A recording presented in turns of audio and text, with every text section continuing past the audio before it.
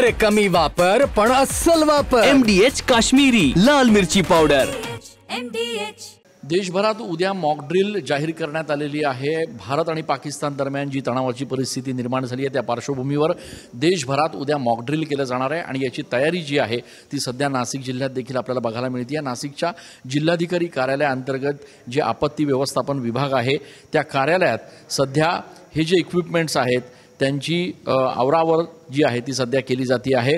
जिल्हाधिकारी कार्यालयात आज एका महत्त्वपूर्ण बैठकीचं देखील आयोजन करण्यात आलेलं आहे आणि या बैठकीमध्ये आर्मीचे वरिष्ठ अधिकारी जे आहेत त्यांना देखील पाचारण करण्यात आलेलं आहे। आपण या ठिकाणी बघू शकतो जिल्हाधिकारी कार्यालयातलं जे आपत्ती व्यवस्थापन विभाग आहे त्या विभागामध्ये जे गॅस सिलेंडर्स असतील, जे हेल्मेट्स आहेत, जे छोटे छोटे यंत्रसामुग्री आहे, जे इक्विपमेंट्स आहेत, जे सायरन्स आहेत, अशा पद्धतीचे माईक आणि स्पीकर्स आहेत, हे सगळे जे आहेत त्यांची आता आवरसावर या ठिकाणी सुरू केलेली आहे। हे सगळं एकत्र करण्याचं काम सध्या या कार्यालयामध्ये सुरू आहे।